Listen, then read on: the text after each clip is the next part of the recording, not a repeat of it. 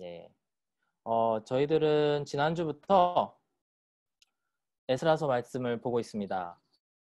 코로나로 저희가 예배가 중단되었고 다시 시작하면서 에스라서 말씀을 통해서 그 기간 동안에 제가 많은 은혜를 받았고 그래서 여러분들과 함께 에스라서를 나누고 싶었습니다. 그런데 저희가 그 에스라 당시의 이 시대에 대해서는 사실 성경의 여러 시대 중에서도 가장 알기 어려운, 가장 접하기 쉽지 않은 그런 부분 중에 하나이기 때문에 이 배경에 대해서 좀 다시 한번 여러분들에게 지난주에 설명을 했지만 상기시켜 드리기를 원합니다. 이 구약 성경 전체는 이제 여호와 하나님과 이스라엘 민족 사이의 일들을 기록한 책입니다. 그 이스라엘 백성과 그 아브라함의 자손, 이스라엘은 이제 아브라함의 손자인 야곱의 다른 이름이죠. 그 이스라엘 자손 그 민족 사이의 관계, 그 릴레이션십에 대한 이야기들을 쓴 그런 책들입니다. 그래서 여러분들 많이 아시겠지만 모세, 다윗 이런 인물들은 바로 그 자손, 그 혈통 가운데 있었던 사람인데 지난주에 말씀드렸지만 모세는 주전 1400년, 대략 그렇습니다. 지금으로부터 3400년, 다윗은 주전 1000년, 지금으로부터 약 3000년. 그 다음에 오늘 읽은 이야기가 나오는 에스라서와 이 시대는 약 다윗으로부터 500년 정도 후인 주전 500년에서 400년 정도에 일어난 일들이고 그 당시에 사람들에 대해서 나온 이야기입니다. 이거를 알아놓으면 아마 여러분들 어디 가서 조금 아는 척 하시고 또 지식을 뽐내실 수 있을 것입니다. 근데 이 시기의 특징이 뭐냐면 나라를 빼앗겼다라는 슬픔이 있습니다. 그들은 자랑스러운 역사가 있었지만 그들은 하나님의 말씀을 듣지 않고 그래서 하나님이 그 나라를 망하게 하셨습니다. 왜? 그 나라 사람들이, 이스라엘 사람들이 하나님께 돌아오게 하려고. 근데 망하기 전에 여러 번 이사야라든지 예레미야라든지 그 선지자들을 통해서 회개하게 하셨습니다. 너희들 그렇게 하면 나라가 망한다. 너희 하나님께서 경고하시는데 지금 빨리 우리가 돌이켜야 된다라고 회개를 촉구했음에도 결국 이스라엘 백성들은 돌이키지 않았고 나라가 망하게 되었는데 바로 바벨론이라고 하는 나라, 지금의 이라크 지역에 있었던 나라입니다. 바벨론이라는 나라에 의해서 망하게 되었는데 그들의 정책이 무엇입니까? 제가 현장이었으면 좀 물어봤을 텐데 지금 제가 그냥 대답해 드리도록 하겠습니다. 바벨론의 정책은 식민지에 있는 사람들을 다 본토로 끌고 가서 그 사람들을 자기네 나라 바벨론화 시키는 정책을 했습니다. 그래서 이스라엘 사람들이 왕을 비롯해서 모든 사람들이 바벨론 땅에 이제 끌려가게 되었고 그곳에서 지내고 있었습니다. 그러던 어느 날 바벨론이 페르시아라는 나라에 망하고 맙니다. 개역개정 성경에는 바사 혹은 바사 메대 다 같은 말입니다. 페르시아, 바사 이 나라에 의해서 망하게 되었는데 이 나라의 페르시아의 정책은 각 나라로 돌아가서 그 지방에 있는 신이 있다고 믿었는데 이들에게 가서 그들을 왕을 위해서 복을 빌어줄 것을 바랬던 그런 나라였습니다. 다신교를 믿었기 때문에 그들이 그렇게 이스라엘 백성들이나 모든 민족들을 통해서 돌아가서 그 지방신으로 하여금 축복하게 했던 그런 일이었는데 이 일이 터지자마자 이스라엘 백성들은 놀라게 됐습니다. 왜냐하면 예레미야의 예언이 딱 맞아 떨어지기 시작하는 겁니다. 뭐라 그랬냐면 예레미야가 70년이 되면 너희들이 다시 바벨론 땅에서 돌아오리라. 다시 이스라엘 땅으로 돌아와서 그곳에서 지내게 되리라라고 하셨기 때문입니다. 지난주에 본 1장 1절만 다시 한번 읽어보길 원하는데 페르시아 왕 고레스가 왕위에 오른 첫 해이다. 주님께서는 예레미야를 시켜서 하신 말씀을 이루시려고 바로 그 70년의 그 얘기죠. 그 말씀을 이루시려고 페르시아 왕 고레스의 마음을 감동시키셨다. 고레스는 온 나라에 명령을 내리고 그것을 다음과 같이 조서로 써서 돌렸다. 이 말씀입니다. 그래서 지난주에 말씀의 핵심은 그거였습니다. 우리가 믿는 이 하나님이 단순히 그 바사왕, 그 페르시아 왕이 이해했던 것처럼 지방신이 아니고 이스라엘만의 하나님이 아니고 전 세계를, 온 우주를 통치하시는 하나님이시구나. 왜 그걸 알 수 있냐면 하나님을 믿지 않는 고레스 왕, 그 당시에 가장 그 강력한 권력자의 마음을 감동시키셔서라고 성경은 말하고 있죠. 감동시키셔서 하나님께서 하시기 원하시는 일을 하게 하셨다. 그 일이란 바로 하나님의 성전, 무너진 하나님의 성전을 다시 건축하게 만드는 그런 일이었습니다. 그래서 우리가 그 말씀을 지난주에 살펴보았는데 오늘 우리가 함께 살펴본 말씀은 그 다음에, 그 바로 직후에 있었던 일입니다. 여러분 한번 상상을 해보세요. 고레스 왕, 그 당시에 그 페르시아 제국, 엄청나게 넓은 그 인도에서 그리스까지 해당하는 그 지역이라고 합니다. 그 전체 지역을 관할하던 그 왕이 갑자기 어느 날 조서를 내려서 이스라엘 백성들아, 너희들은 예루살렘으로 돌아가서 너희 하나님 여호와의 성전을 건축하라라고 말씀을 했습니다. 그 말씀을 들은 이스라엘 백성들은 어떤 마음이었을까요?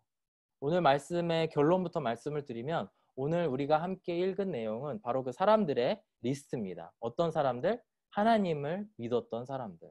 조용히 그 바벨론 땅에, 그리고 나중에 페르시아에게 정복당한 그 땅에 조용히 숨죽이고 있었지만 그 가운데에 하나님을 믿고 있었던 이스라엘 사람들이 하나님의 말씀이 성취되기만을 기다렸을 것입니다. 어떤 사람들은 아마도 까먹었을 수도 있지만 그 고레스 왕의 칙령이 내려지자마자 다시 한번 정신을 차렸을 것이고, 그래서 다시 이스라엘 땅으로 돌아와서 성전을 건축하기로 마음먹은 사람들의 리스트가 오늘 나와 있습니다. 저는 오늘 이 리스트에 나오는 사람들을 크게 세 가지 부류의 사람으로 분류해서 어떤 사람들이 어떤 마음으로 여호와의 성전을 건축하기 위해서 돌아갔나를 함께 살펴보기를 원합니다. 그러면서 우리가 오늘 말씀을 통해서 얻어야 될 것은 내가 과연 하나님께서 성전을 건축하라 라고 하셨을 때 바로 반응할 수 있는가? 내 마음에 무너진 이 성전을 건축할 수 있는가에 대해서 한번 돌아봤으면 좋겠고요. 그 사람들이 어떻게 그럴 수 있었는지를 살펴보면서 은혜 받는 시간을 가졌으면 좋겠습니다. 일단 1장 5절을 먼저 살펴보겠습니다. 1장 5절에 이렇게 나와 있습니다.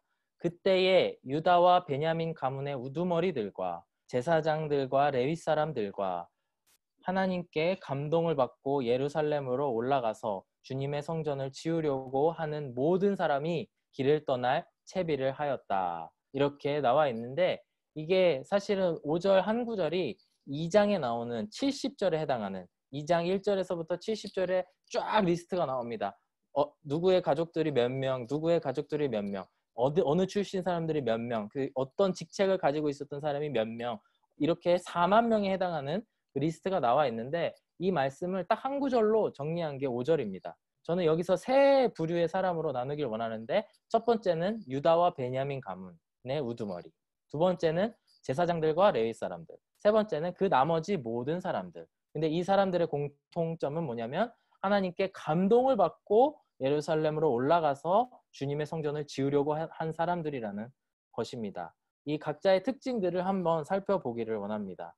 첫 번째로 이 유다와 베냐민 사람들의 우두머리라고 나와 있는데 2장 2절을 함께 살펴보면은 그들은 수룹바벨과 예수아와 어쩌고 저쩌고 이러면서 이 리스트가 총 이렇게 쭉 나오는데 사실 수룹바벨이라고 하는 사람이 유다 지파 사람인데 이 사람들을 대표하는 사람들입니다. 이들은 어떤 사람들이냐면 이스라엘의 역사를 잘 알고 그 정통성을 유지하고 있는 사람입니다. 수룹바벨이 어떤 사람이냐면요, 이제 다윗의 후손입니다.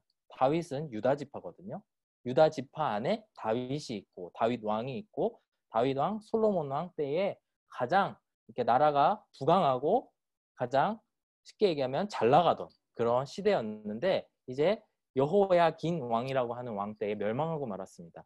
스룹바벨은 바로 이 여호야긴의 손자에 해당하는데 어떤 사람이냐면 유다 정통, 그 전통을 이어나가던 그 왕족의 혈통입니다. 하나님께서 고레스 왕을 통하여서 하나님의 성전을 건축하라 라고 하는 말씀을 주시자마자 가장 먼저 반응한 사람 중에 한 명이 바로 이 유다 지파 사람들입니다. 유다는 다윗과 말씀드렸다시피 다윗과 솔로몬을 배출한 지파입니다. 그리고 여러 선지자들을 통하여서 앞으로 메시아를 배출할 그 지파가 유다다. 예수님께서 실제로 유다 지파에서 태어나십니다. 그들은 과거에 솔로몬, 다윗의 영광을 누렸고 장차 오실 메시아를 배출할 그런 가장 뼈대에 있는 어떻게 보면 그런 가문이 바로 유다 지파입니다. 거기에 플러스 베냐민은 어떤 지파냐면 이제 솔로몬 왕이 죽게 되자 12개의 지파 중에 10개의 지파가 하나님을 배신하고 나라를 배신하게 됩니다. 그리고 북이스라엘이라고 하는 다른 나라를 세우게 되는데 그때 그 10지파에 따라가지 않고 남유다, 그 유다와 함께 남유다라는 나라를 같이 지키면서 지냈던 게 베냐민입니다. 바로 이스라엘 하나님의 말씀을 정확히 알고 그 약속을 지키면서 유다 지파와 동행하고 그 가운데 일어날 메시아를 기다렸던 그 민족이 그 지파가 베냐민 지파라는 것입니다. 이들은 어떤 사람들이냐면요. 하나님의 말씀을 정확히 이해하고 있던 사람이라고 생각할 수 있습니다. 물론 지파이기 때문에 모든 사람이 그렇진 않겠지만 그들의 대부분 그리고 그들의 우두머리는 최소한 그 하나님의 약속을 믿고 있었던 사람, 하나님의 약속을 정확히 알고 있었다라는 것입니다. 그렇기 때문에 그들이 하나님의 말씀을 받았을 때 여호와의 성전을 건축하라라는 하나님의 말씀을 고레스 왕을 통하여서 들었을 때 바로 반응할 수 있었던 것입니다. 사랑하는 여러분, 우리가 하나님의 말씀에 항상 귀 기울이고 살아야 되는 줄로 믿습니다. 저도 매번 잘하는 것은 아니죠. 아니겠죠, 당연히. 하지만 정말 늘 하나님 앞에서 분별력을 가진 그런 삶을 살아가고 싶습니다. 저는 바라기는 여러분 한 분 한 분도 그런 귀를 가지고 살아갈 수 있었으면 좋겠습니다. 그것이 저희들의 삶의 힘이고 저희들이 정말 잘 살 수 있는, 그 다음에 구원받은 삶을 살 수 있는 그런 길이라고 생각됩니다. 그런 거를 정확하게 하기 위해서는 우리가 하나님의 말씀을 바로 알아야 된다라는 것입니다. 저는 올해 1월에 이제 청년부의 새로운 사역들을 시작하면서 가장 먼저 했던 게 성경 통독이었습니다. 그때 참 많은 청년들이 함께 하기를 이렇게 조인을 했고 그리고 지금까지도 계속 이어져 오고 있습니다. 물론 우리가 이게 쉽지 않은 일이기 때문에 중간에 이렇게 사라지는 청년들도 있고 또 그러다 다시 나타나는 청년들도 있고 그러다가 이 사람이 빠지면 이 사람이 들어오고 이 사람이 또 빠지면 다른 사람이 들어오고 뭐 이런 일들이 있는데 저는 이 성경 통독반이 너무 좋은 거예요. 왜냐하면은 거기에 오는 청년들, 거쳐갔던 청년들이 모두 가지고 있는 마음이 뭐냐면 나 하나님의 말씀하고 좀 친하게 지내고 싶어요. 하나님의 말씀 조금이라도 배우고 싶어요. 제가 그거에 크게 부응을 하는지 모르겠습니다만 너무 저를 비하하진 않겠습니다. 하지만 제가 거기에 더 잘해주고 싶은데 그러지 못해서 좀 아쉬운 마음도 있고 또 더 재밌게 가르치고 싶은데 100% 하지 못하는 거에 대해서 아쉽지만 어쨌든 여러분들의 마음 그리고 저의 마음이 좀 하나님의 말씀을 깨닫기를 원합니다. 그래서 우리가 이 시간 이 자리에도 모여서 또 하나님의 말씀을 배우고 또 이렇게 듣고 있는 줄로 믿습니다. 사랑하는 여러분, 저희가 정말 이 하나님의 말씀을 바로 깨달아야 됩니다. 말씀으로 돌아가야 됩니다. 말씀을 봐야지 하나님께서 우리에게 콜링을 하실 때에 우리가 바로 이 스룹바벨이나 유다 사람이나 베냐민 사람들처럼 반응을 할 수 있다라는 것입니다. 바로 이 첫 번째 그룹의 사람들은 이런 정통을 알고 있었던 그 이스라엘의 역사와 그다음에 그 중간중간에 말씀하신 하나님의 약속들을 알고 있었던 사람이다 라는 것입니다. 제가 나눌 두 번째 그룹의 사람은 아까도 말씀드렸다시피 제사장과 레위 사람들, 크게 레위 지파 사람들이요 그 중에 제사장들 그 사람들이 있습니다. 2장 2절에 스룹바벨 다음에 나오는 이름이 예수아라고 하는 사람입니다. 이 사람도 제사장 중에 한 명입니다. 제사장의 그룹인 이 사람들은 고레스의 그 칙령이 떨어지자마자 제사장들을 모으고 또 레위 사람들을 모아서 이스라엘로 돌아가기로 작정합니다. 2장에 나온 기록들을 세어보면은 총 4,000명에 해당하는 제사장들이 돌아와서 제가 저 땅으로 돌아가겠습니다. 가서 하나님의 성전 다시 짓겠습니다. 이런 이야기를 했던 그룹이 바로 이 제사장들 그룹입니다. 그들은 어떤 마음이었을지 한번 생각해 보았으면 좋겠는데 그들의 조상은 늘 하나님께 제사 드리기 위해서 힘썼던, 헌신했던 그런 사람들입니다. 모든 사람들이 여러분 레위기를 보시면 아시겠지만 모든 사람들이 죄를 짓거나 어떠한 물법에서 그거를 다 지키지 못했을 경우에 그들이 다 제사장에게로 나가서 회개하고 대신 그 죄에 맞는 양이나 소나 비둘기나 이런 희생 제물들을 바치면서 하나님께 죄를 빌었던 일들이 그들의 일상이었습니다. 그 가운데에 죄를 지어서 오는 사람들을 도와주며 그들을 섬기며 정말 이스라엘 백성들과 하나님의 중간자 역할을 하면서 섬겼던 게 바로 이 레위 사람들, 그 중에서도 제사장들이었습니다. 그들은 늘 정해진 스케줄대로 살아가면서 사람들이 찾아오면 그들에 맞는 제사를 해주고, 그렇기 때문에 사실 그들도 죄에 빠지기 쉽지 않은 그런 스케줄대로 살아갔던 사람임을 저희는 레위기나 앞에 있는 구약 성서를 통해서 알 수 있습니다. 우리가 이 사람들을 통해서 알 수 있는, 배울 수 있는 점은 무엇이냐면요, 이 레위 사람들 그리고 제사장들은 바로 이런 형식을 중요시 여기고 그 안에 율법을 철저하게 지켰던 사람들이라는 것입니다. 우리가 이것을 어떻게 적용할 수 있을까요? 바로 우리의 신앙생활 안에서도 이런 형식이 필요하다라는 것입니다. 일정한 생활 스타일이 참으로 중요하다. 그것이 때때로 우리를 보호해 준다라는 것입니다. 우리가 신앙생활을 오래 하다 보면은 율법주의라는 말을 많이 듣게 될 것입니다. 우리 중에 한 형제는 제가 너무 율법주의자예요. 맨날 이건 이렇게 해야 되고 저건 저렇게 해야 되고, 그래서 제가 완전히 바리새인이에요. 저는 영어 이름을 지으라 그러면 바리새라고 짓겠어요. 뭐 이런 청년도 있었습니다. 여러분 누군지 아시나요?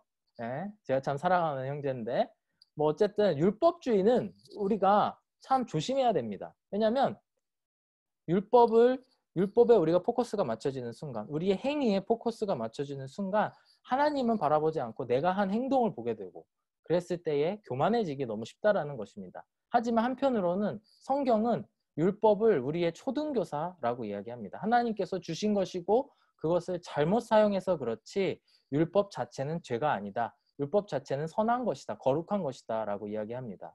그게 뭐냐면 일정한 법, 우리 안에 이건 이렇게 해야 돼, 이건 저렇게 해야 돼 라는 율법을 유지할 때에, 그런 형식들을 유지할 때에 그것이 우리를 보호해 준다라는 것입니다. 오늘 두 번째 그룹인 이 레위 사람들의 경우에는 형식을 잘 지킨 사람이라고 말씀드렸습니다.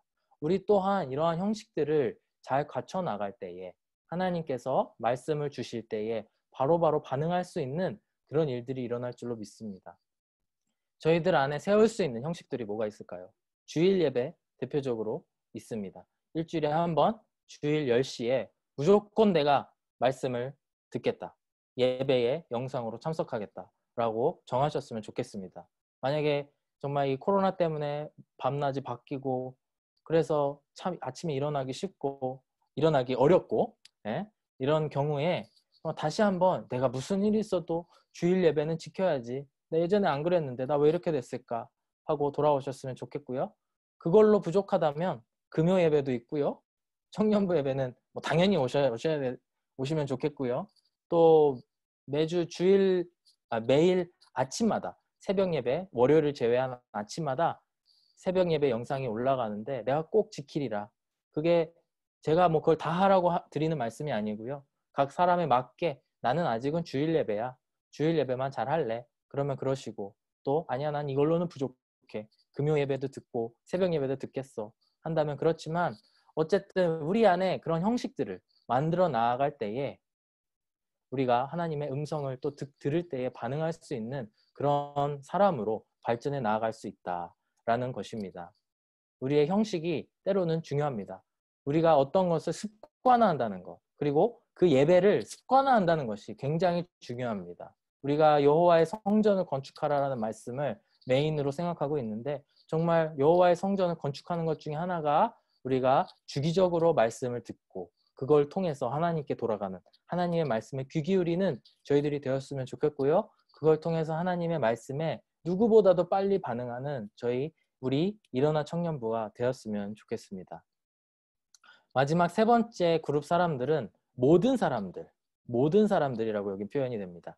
1장 5절을 후반부를 제가 읽어드릴 텐데, 하나님께 감동을 받고 예루살렘으로 올라가서 주님의 성전을 지으려고 하는 모든 사람이 길을 떠날 채비를 하였다, 이렇게 말씀하고 있습니다. 2장에서 이걸 대비해 보았을 때에 이제 스룹바벨, 예수와 이 분들이 나온 구절이 2절입니다.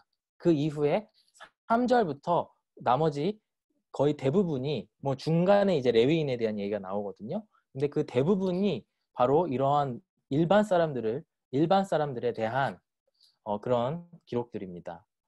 여러분 나중에 한번 읽어보셔도 좋은데 3절에서 20절까지는 바로 가족 관계가 증명된 일반인. 저는 누구의 자손입니다. 저는 예루살렘으로 이스라엘로 돌아가겠습니다. 했던 사람이 몇 명이요. 누구의 가문, 그게 쭉 나오고요. 21절에서 35절까지는 지명, 저는 어디 출신입니다. 바로 21절부터는 베들레헴 사람 몇 명이, 그 다음에 어디 사람 몇 명이, 그런 기록이 쭉 나오고요. 근데 제가 초점을 맞추고 싶은 것은 59절에서 62절까지의 말씀인데, 바로 이 부분은 조상을 알 수 없는 사람들이 갑자기 그 고레스의 명령이 떨어지자 이 스룹바벨과 예수아와 이 지도자들에게 와서 저도 예루살렘으로 돌아가서 여호와의 성전을 짓겠습니다 이러면서 왔다는 거예요. 59절 제가 읽어드리겠습니다. 이 밖에 델멜라와 델하르사와 그룹과 아단과 인멜 등 여러 곳에서 사람들이 왔지만 가문이 밝혀지지 않아서 그들이 이스라엘 자손인지 아닌지 알 길이 없다라는 기록이 나와 있습니다.